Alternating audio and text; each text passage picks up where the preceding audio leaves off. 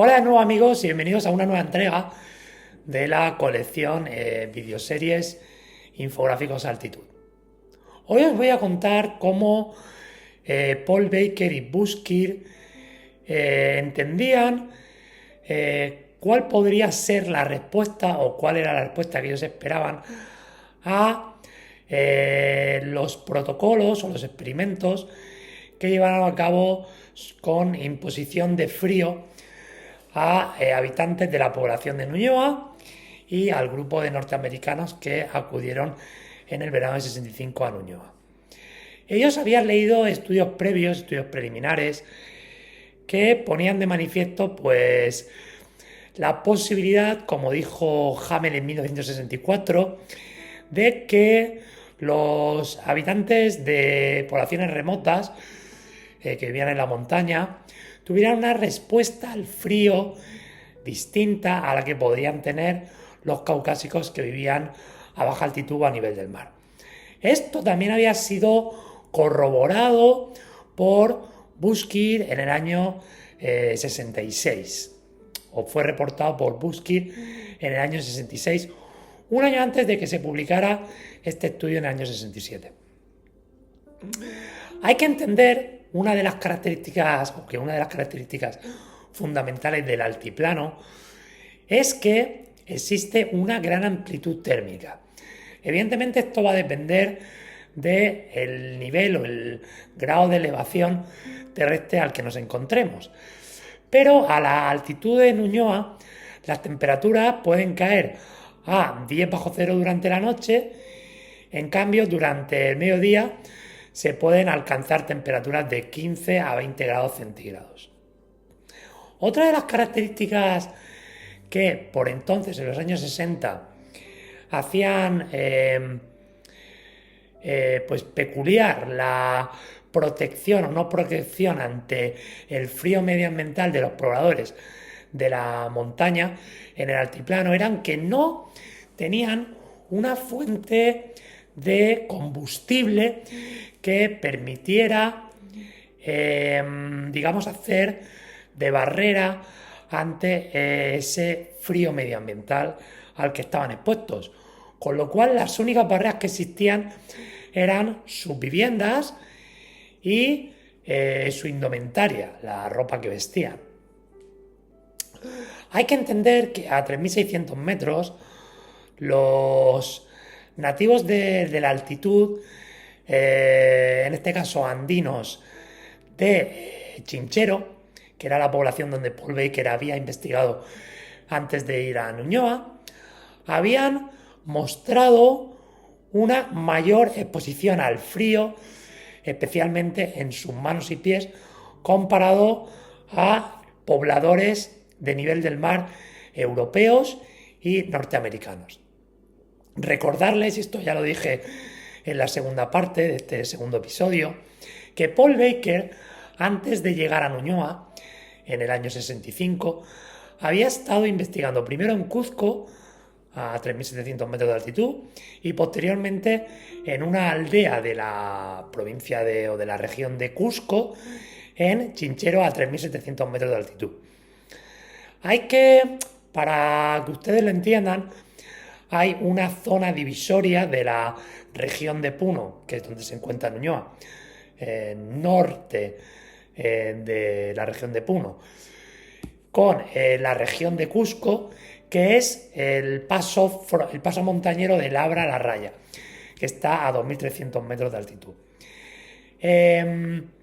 Pues esa población de Chinchero no se encuentra muy lejos de ese paso montañoso,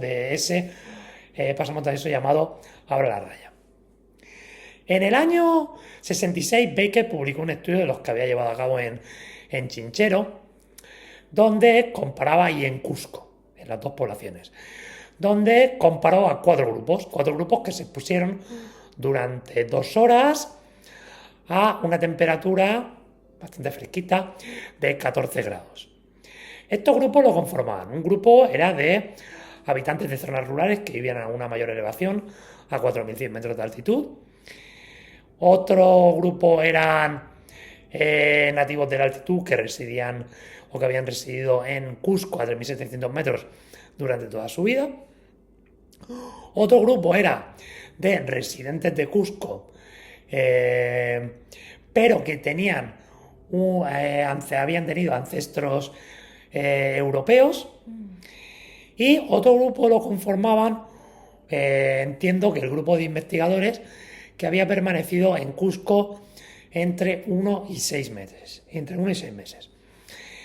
Ellos midieron tanto temperatura cutánea como temperatura rectal y observaron que el grupo conformado por nativos de la altitud que residían a la mayor altitud, a 4.100 metros, presentaba una temperatura cutánea mucho mayor y especialmente en manos y pies que el resto de grupos.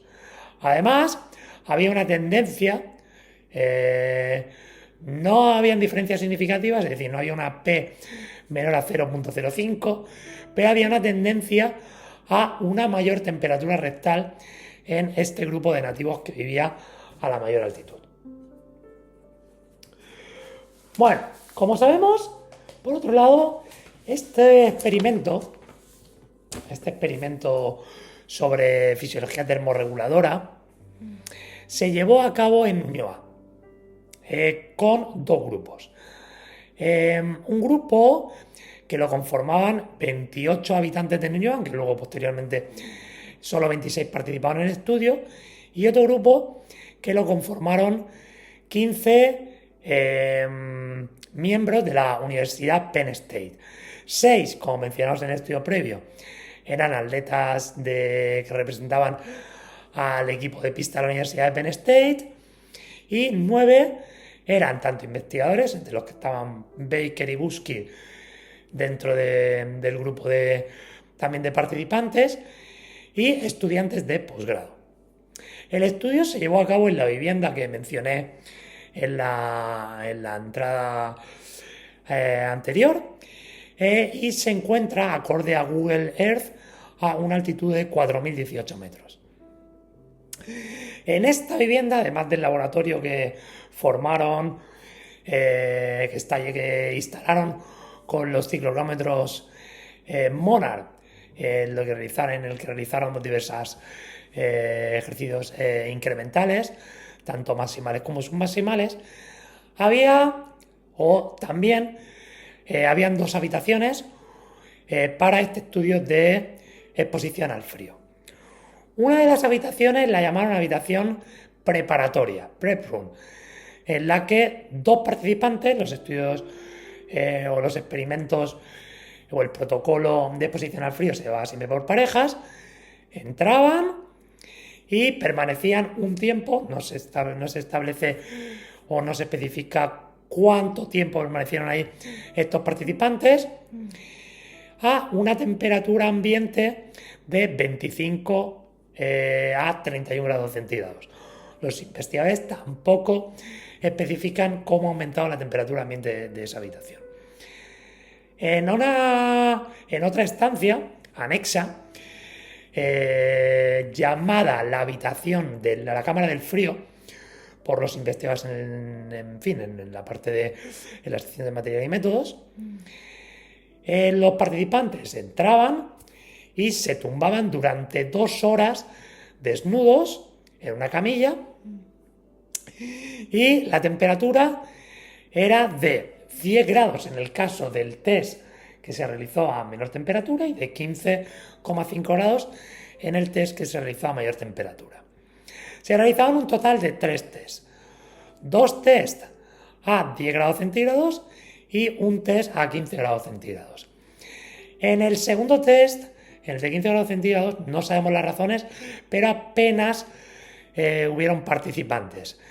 En el primer test sí que participó ambas muestras, la totalidad de la muestra, y habían 3 reglas que debían de seguir. Una de ellas era que ningún participante podía iniciar el test sin un mínimo de tiempo antes de su última ingesta, antes de su última comida, de 2 horas. Y la otra era que entre un test y otro debía de transcurrir un mínimo de 24 horas de tiempo, o sea, de lapso de tiempo entre ambos test. Entre las muestras de los dos grupos, entre las características de dichas muestras, se encuentran diferencias notorias. Por ejemplo, en la masa corporal, el grupo de norteamericanos pesaba mucho más, pesaba en torno a 71 kilos, en cambio el grupo de residentes de Ñuñoa pesaba 55 kilos. La estatura, el grupo de norteamericanos era bastante más alto, medía en torno a 1,80 m, y el grupo de residentes de Ñuñoa, o Highlanders, medía 1,57 m. La superficie corporal, expresada en metros cuadrados, era mucho mayor la de los norteamericanos, 1,85, y la de los participantes de Ñuñoa era de 1,54. Respecto a la suma de 8 pliegues grasos expresada en milímetros, fue evidentemente mucho mayor la de los norteamericanos, en torno a 54 milímetros, respecto a los 48 milímetros del grupo de residentes de Ñuñoa. Por otro lado, hay que destacar que cómo o por qué la habitación o la cámara de frío presentaba tales diferencias de temperatura, de 10 grados, el test que se hizo a menor temperatura, a 15,5 grados, el test que se realizó a mayor temperatura. Pues la respuesta la tienen en lo que hemos comentado al inicio, lo que les he comentado sobre la amplitud térmica que existe en el altiplano.